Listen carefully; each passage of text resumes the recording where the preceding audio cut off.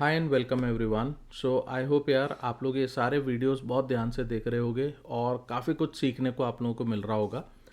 हम लोगों ने लास्ट सेक्शन में गाइस एक आर्किटेक्चर डायग्राम कैसे बनाना है इसके ऊपर बात की हुई थी। और इस पर्टिकुलर सेक्शन में मैं आपको ये बताऊंगा कि जो आर्किटेक्चर बन के आया हुआ है वो किस तरीके का आर्किटेक्चर है उसके बारे में अपने को थोड़ा डिटेल में समझने की ज़रूरत है, ठीक है। But before I move ahead for the this particular lecture, आप लोगों को स्क्रीन के ऊपर एक क्यूआर कोड फ्लैश होगा गाइस।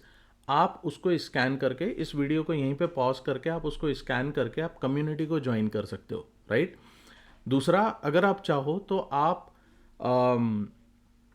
डिस्क्रिप्शन में भी जा सकते हो और इस वीडियो के डिस्क्रिप्शन में भी कम्युनिटी की लिंक है, वहाँ से भी आप कम्युनिटी ज्वाइन कर सकते हो। मैंने कम्युनिटी पे ऑलरेडी एक वीडियो बनाया हुआ है, अगर आपने वो नहीं देखा हुआ है तो आई बटन पे क्लिक करके उसको भी देख सकते हो। और ये क्या चीज़ है, हम क्यों कम्युनिटी प्लान कर रहे हैं, each and everything I have already discussed into that.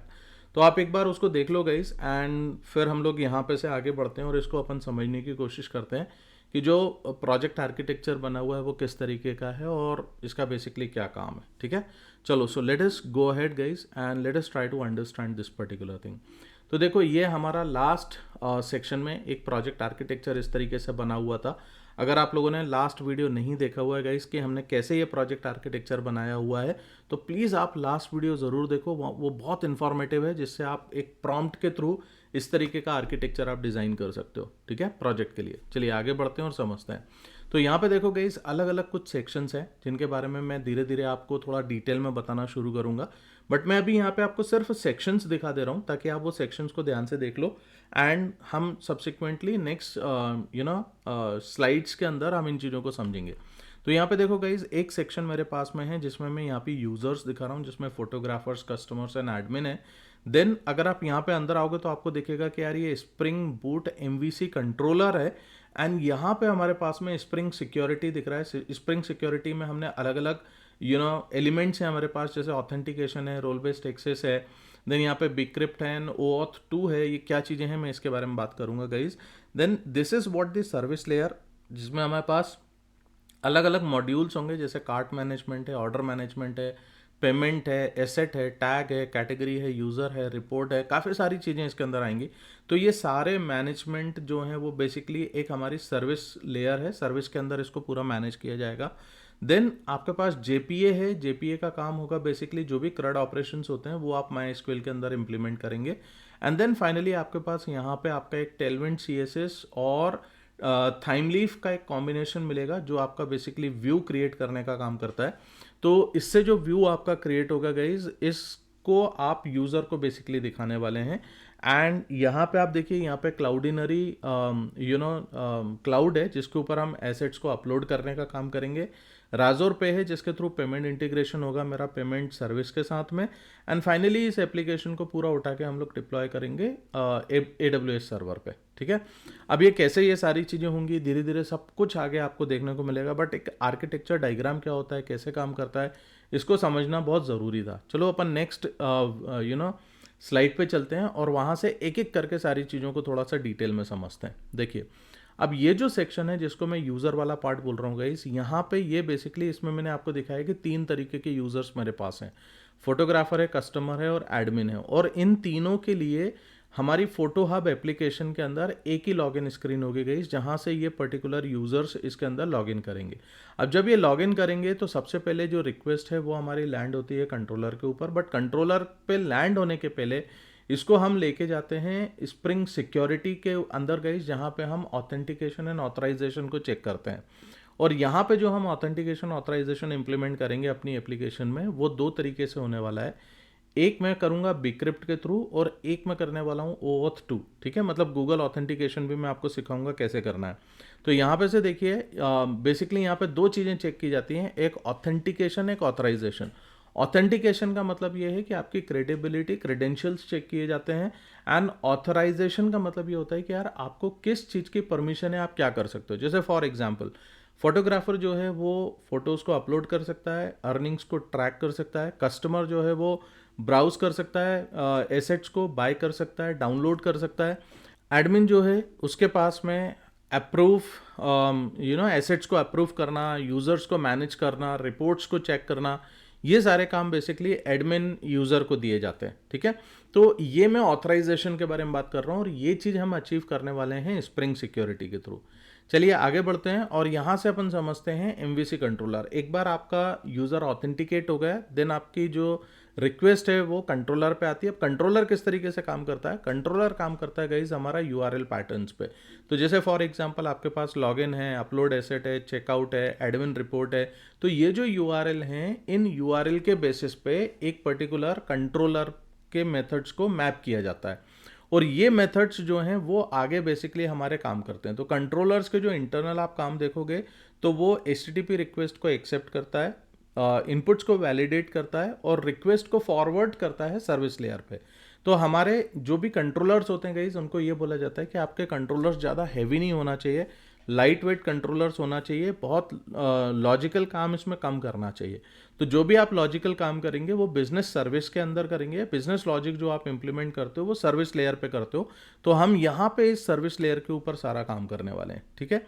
अब देखो स्प्रिंग सिक्योरिटी जो होती है ये मैंने आपको ऑलरेडी बता ही चुका हूँ कि यार बेसिकली क्या होगा और इसमें हम क्या क्या चीज़ों को इंप्लीमेंट करने वाले हैं। नेक्स्ट अपन चलते हैं सर्विस लेयर पे। तो सर्विस जब मैं यहाँ पे बात कर रहा हूँ गाइस, सर्विस का मतलब होता है बिजनेस लॉजिक को इंप्लीमेंट करना, ठीक है। तो यहाँ जैसे आपके पास सर्विसेज होंगे, जैसे कार्ट मैनेजमेंट है, ऑर्डर मैनेजमेंट है, और भी चीज़ें हैं, पेमेंट है, एसेट है, रिपोर्ट है, तो ये सारी चीज़ों को गाइस हम लोग इंप्लीमेंट करने वाले हैं यहाँ। और इसकी मैंने कुछ फंक्शनैलिटीज़ भी लिखी हैं, आप चाहो तो पॉज करके मेरे को देख सकते हो कि यार कौन कौन सी फंक्शनैलिटीज़ हैं, you can read about that particular part, ठीक है। अब जेपीए के बारे में थोड़ा सा बता देता हूँ कि जेपीए कैसे काम करेगा। तो जेपीए बेसिकली यहाँ पे क्या करता है, it is an ORM tool, object relationship mapping. अब अगर तुम्हें ये नहीं पता है कि ऑब्जेक्ट रिलेशनशिप मैपिंग क्या होती है guys, I will suggest you कि कमेंट में मेरे को इसके बारे में पूछो, I will explain you over there, ठीक है।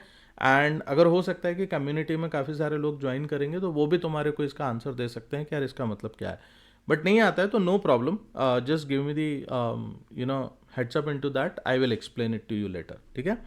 चलिए यहाँ पे से देखिए माई एसक्यूएल क्या है ना, माई एसक्यूएल के अंदर हम वो सारे एंटिटीज़ को या जो भी हमारा डेटा होगा इसको हम स्टोर करने का काम करेंगे हमारा माई एसक्यूएल सर्वर के अंदर, ठीक है, डेटाबेस सर्वर जिसको बोला जाता है। नेक्स्ट अपन चलते हैं फ्रंट एंड जो है गाइस, इसको मैं बनाऊंगा थाइमलीफ टेम्पलेट के थ्रू, टेलविंड CSS और जावा स्क्रिप्ट और एजिक्स का हम लोग यूज़ करेंगे। तो यहाँ पे मैं आपको और आगे बताऊंगा कि यार कंट्रोलर और किस तरीके से काम करते हैं और हम थाइमलीफ क्यों चूज़ कर रहे हैं उसका भी मैं आपको रीज़न बता देता हूँ। क्योंकि मैं ये चाहता हूँ कि यार मेरी एक जो एप्लीकेशन है गाइस वो फोटो हब एप्लीकेशन, मतलब कोई हो सकता है कि यार लेट्स से फॉर एग्जांपल किसी ने नेचर की फ़ोटो देखी है ना, या लद्दाख की फ़ोटो देख रहा है, या हो सकता है उसको बर्ड्स की फ़ोटो में इंटरेस्ट है। तो जब वो बंदा उस पर्टिकुलर फ़ोटो को देखेगा या वो उस पर्टिकुलर चीज़ को सर्च करेगा तो मेरा व्यू पेज जो है वो सर्च इंजन ऑप्टिमाइज होना चाहिए। और ये पर्टिकुलर फंक्शनैलिटी, ये फैसिलिटी मेरे को थाइमलीफ पे बहुत अच्छे से मिलती है। हालांकि ये पहले जब JSP बेस्ड एप्लीकेशंस बनती थी गाइस तो JSP पे सर्च इंजन ऑप्टिमाइजेशन हो जाता था बड़े आसानी से। तो उसी चीज़ को अचीव करने के लिए हम कोशिश करेंगे कि यार हम थाइमलीफ का यूज़ करेंगे इसमें, ठीक है। तो ये रीज़न है जिसकी वजह से मैं इस पर्टिकुलर चीज़ को मैं यहाँ पे से यूज़ कर रहा हूँ। आगे और भी बहुत कुछ बताऊंगा गाइस, धीरे धीरे देखते जाओ, तुम्हारे को काफ़ी कुछ चीज़ें पता चलेंगी। जावा स्क्रिप्ट का यूज़ जो है वो हम फिल्टर, पेजिनेशन, सर्चिंग, इन सारे टाइप के जो ना फंक्शनैलिटीज़ को इम्प्लीमेंट करने के लिए करने वाले हैं। नेक्स्ट देखिए राजोर पे जो है वो आपका पेमेंट इंटीग्रेशन के लिए यूज़ होगा, payment verification, payment status update, ये सारी चीज़ें जो है वो राजोर पे के थ्रू की जाएगी, ठीक है। क्लाउडिनरी में हम फ़ोटोज़ या वीडियोज़ जो हैं उनको हम अपलोड करने का काम कर रहे हैं, सिक्योर डाउनलोड होगा, मीडिया ऑप्टिमाइजेशन होगा। AWS के ऊपर बेसिकली जो है पूरी एप्लीकेशन को हम डिप्लॉय करेंगे तो ये डिप्लॉयमेंट से रिलेटेड रहेगा। अब एक एंड टू एंड फ्लो मैं आपको दिखा देता हूँ ताकि आपको थोड़ा समझ में आ जाएगा, वैलिडेट हो जाएगा कि यार ये एप्लीकेशन मेरी या ये डायग्राम जो आर्किटेक्चर डायग्राम आया है ये मेरे लिए काम का है कि नहीं है और आगे हम किस तरीके से काम करेंगे। तो देखो जैसे फॉर एग्जांपल एक कस्टमर है जिसे फ़ोटो खरीदना है, ठीक है। सबसे पहले क्या होता है, कस्टमर लॉगिन करता है, स्प्रिंग सिक्योरिटी पे जाएगा, वहाँ से ऑथेंटिकेशन ऑथराइजेशन चेक किया जाएगा। देन आप ब्राउज करोगे वो फोटोज़ को जो आपको परचेस करनी है। एसेट मैनेजमेंट है जो कि सर्विस से रिलेटेड है। आपने फ़ोटो को ऐड किया कार्ट में, आपकी कार्ट सर्विस एक्टिवेट होगी।